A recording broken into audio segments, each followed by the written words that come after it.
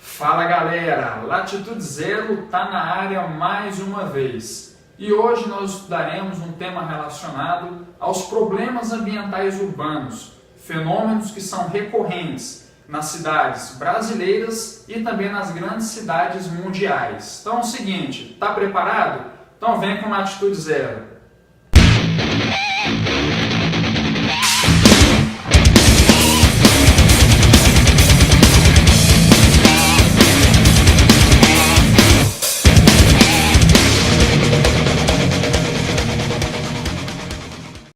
Galera, é o seguinte, para nós entendermos esses problemas ambientais urbanos, devemos primeiramente entender o processo de urbanização, tanto no Brasil quanto no mundo. Aqui no Brasil, ocorreu de forma mais tardia esse processo de urbanização, a partir da década de 70, com maior intensificação. E por que isso ocorre?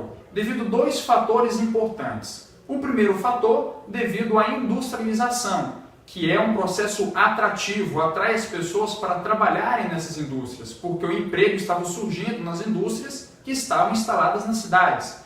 E o outro fator é o êxodo rural, que é um processo repulsivo, ou seja, é a expulsão do campo, o homem saindo do campo e indo para a cidade, que nada mais é essa saída do campo para o meio urbano. Com isso, então, as cidades passam a crescer de forma mais exagerada e com isso está relacionado diretamente os problemas ambientais urbanos, que nós temos vários problemas ambientais, como a questão do lixo, poluição de rios, poluição da atmosfera, mas hoje nós vamos abordar apenas 4. São eles: chuva ácida, inversão térmica, ilhas de calor e alagamentos e enchentes. Então vamos aqui no primeiro, chuvas ácidas. Primeiramente, antes de mais nada, vale lembrar que toda chuva ela é levemente ácida devido à composição do dióxido de carbono na atmosfera, o CO2, que reage com a molécula de água, que vai formar H2CO3, que vai apresentar um pH de 5,5 aproximadamente, que não traz sérias consequências. O problema é quando nós temos a presença do enxofre. E por que esse enxofre aparece? Justamente pelos gases poluentes emitidos pelas indústrias e pelos carros, os automóveis em gerais, onde isso tudo está concentrado nos grandes centros urbanos. E que esse enxofre ele vai reagir com a molécula de oxigênio da atmosfera formando o SO2, o dióxido de enxofre. E que esse dióxido de enxofre vai reagir com a nova molécula de água, H2O, formando H2SO3, que é o ácido sulfuroso. Esse ácido sulfuroso já apresenta um pH de 2,5 a 3 aproximadamente, que nós temos aí já sérias consequências, como por exemplo, o desgaste do calcário nos monumentos históricos em cidades históricas. E pior do que isso, nós pegamos esse dióxido de enxofre que reage com mais meia molécula de oxigênio formando o SO3, onde esse SO3 vai reagir com mais uma molécula de água, H2O, formando o ácido sulfúrico, que esse sim vai trazer um pH de aproximadamente 1,5, trazendo então sérias consequências para grandes cidades, como por exemplo, já foi citado anteriormente, o desgaste dos monumentos históricos, principalmente aquele à base de calcário, certo? Nós temos também a morte dos peixes nos rios, porque o rio ele abaixa o seu pH, e um outro fator muito importante também é a questão do desmatamento da vegetação, devido à presença de uma acidez muito forte ali naquela vegetação. Pessoal, o segundo problema ambiental que nós temos aqui para vocês hoje é o processo da inversão térmica. E por que ocorre isso? Bem, primeiramente, nós devemos entender um pouco da movimentação dessa atmosfera. Dentro da atmosfera, nós temos um movimento de convecção, que nada mais é do que o ar quente subindo e o ar frio descendo, devido a diferentes densidades que nós temos, causado pela diferença de temperatura, certo? E a inversão térmica, ela é ocasionada, como causa ela acontece, devido à presença de poluentes na atmosfera, também pelo processo de industrialização e pelos altos índices de automóveis que nós temos circulando nas ruas das grandes metrópoles nacionais e mundiais.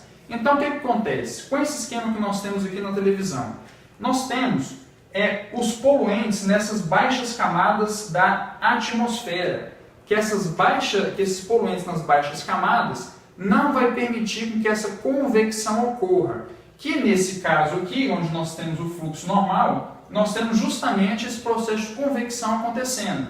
O ar quente, um ar mais frio e um ar um pouco mais frio. E que quando esse ar resfriou, ele vai ficar mais denso, vai descer novamente. O ar quente esquentou, vai subir novamente, entrando nesse ciclo de convecção. Isso são em condições normais que nós temos dentro da atmosfera. Agora, com a presença dos poluentes, nós temos aqui esses poluentes em baixas camadas da atmosfera que não vai permitir esse processo de convecção. Com isso, então, o ar frio vai ficar concentrado nas regiões mais baixas, não permitindo esse processo. E como consequência disso, nós temos como, por exemplo, doenças respiratórias, principalmente asma, e irritação na pele e também nos olhos.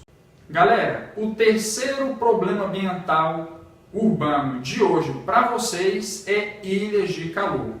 Por que ocorrem essas ilhas de calor? Quais são as causas? Processo de pavimentação e impermeabilização do solo. Com isso, nós alteramos a radiação difusa da superfície terrestre.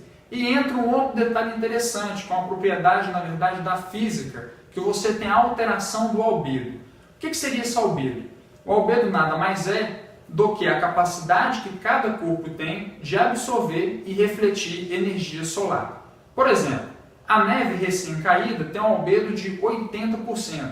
Isso significa que 80% de toda a energia solar que chega até a superfície dessa neve recém-caída é refletida e 20% absorvida.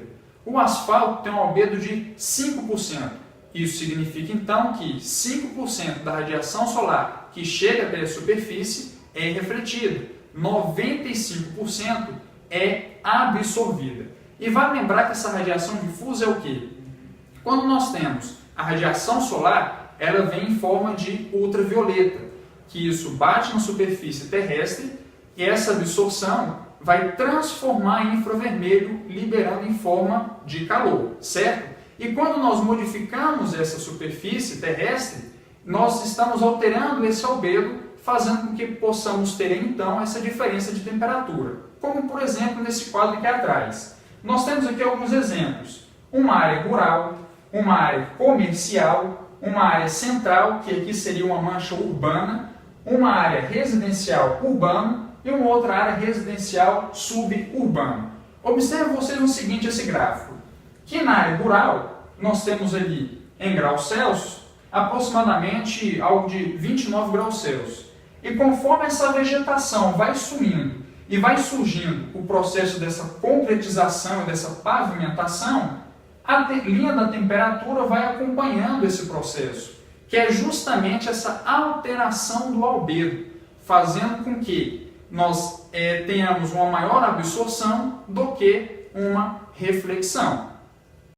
E com isso, como consequência, nós temos a presença de altas temperaturas justamente nesses pontos centrais da cidade, onde nós temos aqui a concentração das manchas urbanas. E um detalhe que é importante é que essas temperaturas em zonas rurais são mais baixas devido ao processo de evapotranspiração das plantas, que isso ajuda e auxilia no processo de termos temperaturas mais baixas, beleza?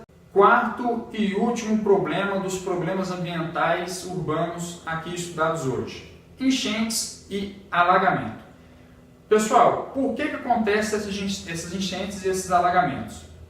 Devido ao processo de impermeabilização do solo, onde você modifica essa superfície terrestre, tendo mais escoamento superficial e tendo menos absorção dessa água. Ou seja, você retira uma vegetação, vai infiltrar menos, porque você coloca uma pavimentação, coloca asfalto, coloca concreto. Com isso, a água vai escorrer na superfície com maior intensidade. E um caso que nós podemos pegar aqui na cidade de Goiânia é a Marginal Botafogo. A Marginal Botafogo, há muito tempo, ela já foi pavimentada, em muitos anos já, em toda essa região da Marginal Botafogo. Mas um detalhe que é importante, nós não podemos deixar isso passar, é a questão da microbacia da Marginal Botafogo. Que isso significa o quê? Que as outras áreas que desaguam na Marginal Botafogo, como por exemplo, Alto da Glória e Jardim Goiás. Esses dois setores, eles passaram por esse processo de pavimentação e impermeabilização do solo nos últimos 10, 15 anos, com maior intensidade, fazendo assim então o quê? Potencializando o escoamento superficial nessas áreas da cidade. E conforme podemos analisar aqui, isso aqui seria a Marginal Botafogo, onde ela foi tomada pela força da água nos dois sentidos, justamente devido à intensificação dessas chuvas. E por que isso acontece? Muitas pessoas pensam que isso está relacionado porque choveu muito forte. Na verdade, esse é um problema que não é da chuva, porque essa quantidade já chovia em outros anos, mas isso está relacionado com um mau planejamento, principalmente das prefeituras das cidades. Por quê?